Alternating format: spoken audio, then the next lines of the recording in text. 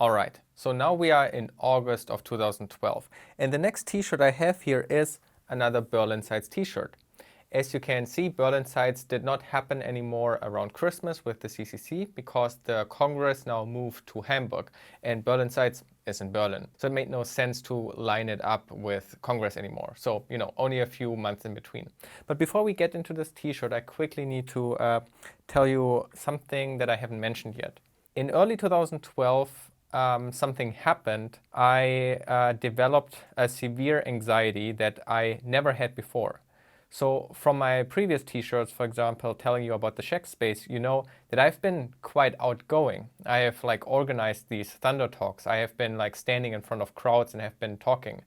This was no problem. Also getting into IBM for my dual study program, I had to do ad hoc presentations and so forth. In school, I have always had no issues standing in front of the class and just wing a presentation. Easy, everything good. Even in elementary school, I was a person who had often a main role in some kind of school theater play or something. So I never had issues standing in front of people. I was a bit nervous, but never in a bad way. But I had an incident in the beginning of 2012 that just clicked the switch where I suddenly developed a severe social anxiety or something similar like that. For a long time, actually, I didn't know that it was anxiety. It took me actually a few years to realize this. So in 2012, I didn't quite know what was going on. All I knew was that in certain situations, I would get extremely nauseous. And this might develop into a spiral, a panic attack where I fear that I would throw up. And so this prevented me from basically doing anything. For example, I would travel to university and in the train, I would start to get this spiral of having to throw up. I basically could never go to Czech space again because that, for whatever reason, made me really nervous and I was feeling extremely uncomfortable there. I remember telling, for example, a person that was organizing with me that I'm not sure if I can do the introduction to Thunder Talks and maybe they need to do it. As I said, I didn't know that this was called anxiety or something. Another person told me that it's anxiety, but I thought it doesn't quite match the symptoms. So whatever, not the point. But the thing was that I started to have to cope with what I had. And it was normal for me to daily throw up. For example, I knew that if I have to do a presentation at CheckSpace, that I would have to throw up right before that and I would spiral completely out of control. So I started to live with that and I started to change my life to fit that, which also meant I was isolating myself a lot from friends because I couldn't just go out with them anymore. Every time I tried to go out and do something, I would get into these panic spirals. I was completely crippled by that. So that obviously had a huge effect and completely changed me from a fairly outgoing, maybe not necessarily extrovert, but really not a person having issues presenting myself in some way, whatever, to a person that was very introvert and very in the corner and wanted to be left alone. As long as I was alone, as long as I didn't have to talk to anybody, I can kind of cope with it. In the worst case, I would just run to the toilet and whatever.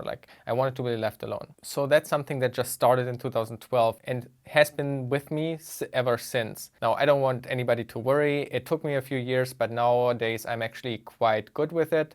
I almost would say I don't have it anymore. There are still situations that can trigger it and I'm always vigilant, but it doesn't really happen anymore. I thought for a while if I should talk about this. This is not necessarily something that I'm really talking a lot about, and I always thought maybe eventually I would make a video about this. But then I thought it might be worth mentioning here because these t-shirts represent my life development and I'm telling you the different stages of development. And maybe it's important to know that I developed a severe anxiety that basically prevented me from really doing any social stuff going outside. And now you can imagine how it was possible for me to just deep dive into CTFs and hacking and so forth, because I basically had no other choice. That is the only thing that was left for me basically to do. I could just deep dive into CTFs. The anxiety controlled my life a lot, but the things that were extremely important to me, I kind of pushed through. And this was one of these events. I remember I was sitting in the corner, I was miserable. On my travel to go there, I was miserable. I must have thrown up all the time, whatever, but I still did it. And this also becomes important in a moment. But let's first have a look at the t-shirt.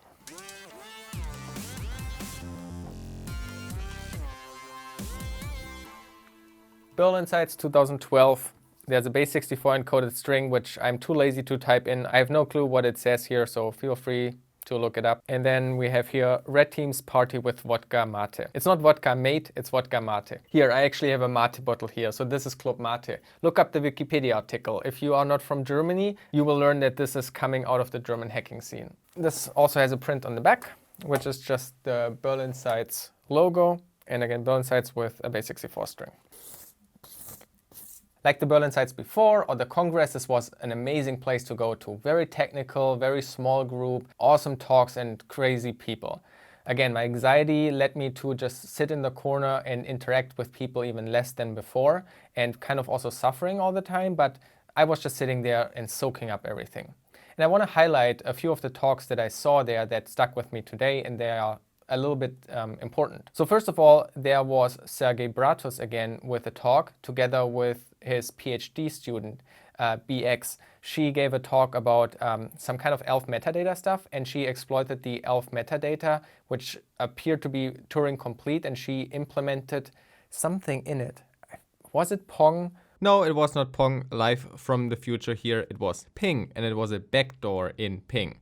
Only modifying the ELF metadata of the Ping executable allowed to have a backdoor in Ping. So if you only reverse the binary assembly code of Ping, there was nothing there because the exploit was hiding in the ELF metadata. Showing that ELF metadata is not just data, but can be actually used for arbitrary computations. And this was kind of like an evolution and additional research into this whole language security stuff that I've mentioned before.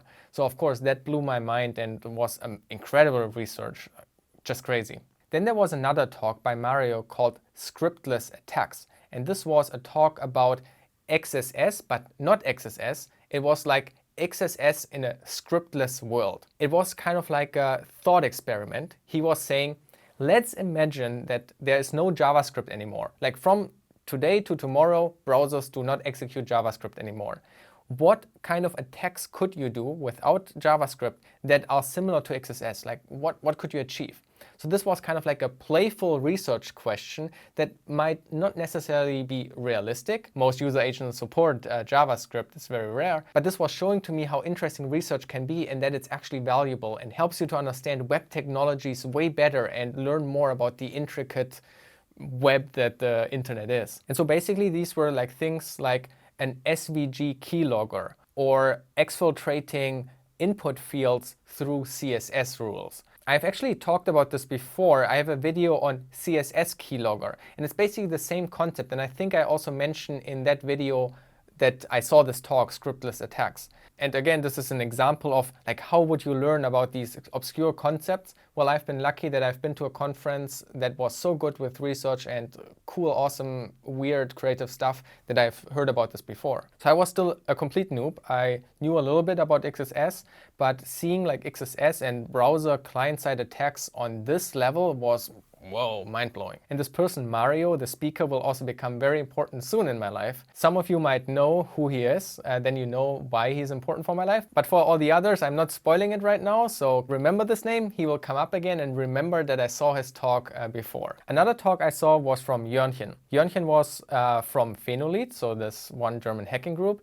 And he is also the author of the Attacking Ruby on Rails Web Applications FRAC article. And he gave a talk about backdooring Ruby on Rails applications, which was also very creative and very interesting how to like deal with Ruby. You could tell like he really understood like Ruby and Ruby on Rails, really good research. That's also why he found so many bugs in Ruby applications. So, you know, seeing him was incredible. He was somebody I was like looking up to. Incredible research, such a cool dude as well, like just admiring him a lot. And of course, I've also seen then FX, who is also from Phenolid. There exists also an FX profile on him on FRAC. So, you know, I've been like seeing all these like celebrities for me that I was like admiring, and they were all there again. So that's why berlinsides was such a special place for me. And now there's one more story I need to tell, which has a bit to do with my anxiety. Due to my anxiety, I was not be able to ever hand in a talk. Like the thought of having to give a talk was death for me. Like I could not imagine ever giving a talk, especially because this kind of conference has a very bad relationship with alcohol, and first-time speakers, like they had to drink shots on stage and so forth. And that just, you know, made me panic. Just the thought of like the social pressure, having to drink on stage, even if I would make it onto the stage, would like kill me. I would know I would like immediately throw up. So I would have never been able to do a talk, especially also like preparing for it. Like if I knew I had signed up and I needed to be ready at a certain time, I couldn't do it. But there was another format called Lightning Talks, where just short format talks were given in the basement of that event hall. And I went down there and I actually had a talk prepared and I wanted to see if I feel comfortable giving it. The good thing about this, I didn't have to register my talk. So I could like flake out and not give this talk until the last minute. So for everybody out there organizing events, keep this in mind. There might be people that have severe anxiety like me who have a talk maybe prepared, but could never feel comfortable enough to sign up before it and might want to do it spontaneously or not. I was actually like, I remember so vividly how I was standing down there fighting with my anxiety. And then when the question came, is somebody else who want to give a talk? I felt so brave in that moment and I just said yes and I gave my talk. That was like, you know, like being able to do that again, especially after just a short amount of time that I had this severe anxiety, was a huge win for me. So I have given there a talk on hacking a small game. And I've never told the story before and I don't want to go into too much detail now because I feel like that's also worth an extra video at some point maybe. Let me see how I can kind of like summarize this. I was hacking a game and this game had a very young fan base. Okay, now I need to kind of like give like a warning alert. What I will tell you now is not okay and I'm extremely shameful about this and I feel it's also a reason why I don't feel comfortable talking about this because I think this was so wrong. But just let me tell you that what I tell you now was something I thought was funny and I know now, I'm very ashamed of this now, which does not reflect like who I am anymore, okay? Like a lot of time has changed since then. But when you do hacking, especially with like real world stuff for the first few times, it can be a very powerful feeling. It's an extremely exhilarating feeling. Like the adrenaline is crazy. And I had a few of these cases where I kind of like lost control through those emotions I had. And one thing I did then was I was going into these chat rooms and forums and I was telling these teenagers and kids, like record a video, how you do a handstand and how you sing a song while doing it. And then I would hack everything in the game for you. And so these kids would then record these videos and I thought that was hilarious. And I would then hack all the stuff for you. So I did go through with my promise, but this was not okay. At the time I thought this was hilarious, okay? I thought this was so funny, how these kids are so dumb and do all this stuff just for like some stupid in-game rewards or whatever. And so in this lightning talk I was giving in this basement, I included video clips of what I achieved like with my hack, like this funny thing I made like kids do. It was like, you know, imagine nowadays TikTok compilations. It was just like cringy, funny, dumb stuff some kids do because they got hacks. I remember that the whole room loved it. They were laughing their ass off. Like everybody thought this was so funny. And you need to understand that I have given this talk in front of people I was looking up to. I also don't want to like name any names, but there was one person I particular was really looking up to, and this person was laughing their ass off. And you have to imagine like me being this aspiring young hacker, having just like pulled off a hack, having made it like a funny talk and made them laugh and think that I'm like cool and funny and whatever, like made me feel so good. Also together with my anxiety, it was just, I was like double proud of what I just achieved. Not only was I able to give a talk, but made the people that I was looking up to like my talk a lot. Then after the talk, like right after the talk, I was exhilarated. I felt ecstatic. It was such a great feeling. I walked up the stairs out of the basement again, and one person, only one person, pulled me aside, sat me down, and asked me why the fuck did I make these videos, that this is not okay. At the time, of course, I was like very defensive. I didn't quite understand why he didn't think it was funny. I probably, like my reaction was probably really bad. And this was also a very scary guy, like he looks very scary. I was a bit like intimidated by him. Since then, after this moment that this person pulled me aside, this always stayed with me. This never went out of my head anymore. I could not forget this. And over the time, I realized more and more how right he was. And I started to be increasingly shameful of having exploited these kids for like funny videos. It's like cyberbullying or whatever. And I was an adult, like I was like 20 years old or something. Like I should have known better. Like to this day, I'm incredibly grateful that this person pulled me out and spoke to me clearly and directly about this. And I think we need more people like this. Even to this day, like I'm really ashamed of this. Like this is so wrong, and I cannot understand. Like it has been like 8 years ago. Like nowadays, I'm such a different person nowadays. I cannot comprehend anymore like why I thought this was funny. Like now I'm just looking back and feeling this big level of shame for it. Nowadays, I want to be known like as a person who does the right thing. And I also know, based on my own experience, that like people can change, and it's important to call out people like that and sit down with them. Like this was not like a Twitter mob or anything like this, you know. He sat down with me in private, sat me at the bar, gave me a drink, and talked with me about this topic. And this was the perfect thing to do, and I'm so grateful about him doing that. I have no clue how this topic now comes across. That's like a bit of a weird thing. I will probably be extremely nervous putting out this video because it contains two things I have never really publicly talked about, which is the severe anxiety that I started to develop in 2012 and this very shameful thing. But yeah, this story sticks with me today. And I wish there's a way to like say sorry to these kids, but it's obviously not possible, which is like, you know, stuck now in my brain. Like I know I will never be able to say sorry. Like the only hope I have is that they didn't think it was a big deal, that it didn't affect them at all in their life, and maybe it even made them happy because they got hacked stuff in the game. You know, that's kind of like what I hope, but who knows? You know, you never know how this stuff can affect people. So yeah, so 2012 was an interesting year because of all these things. My anxiety was getting worse, and it will become another topic, this anxiety. Through this severe anxiety, I was like very self-isolating and diving deep into security a lot.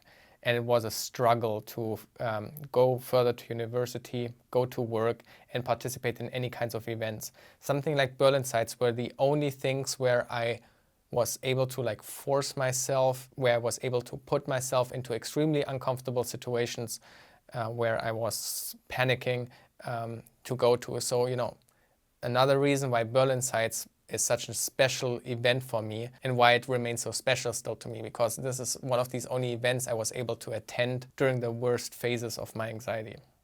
Yep. Very uncomfortable video.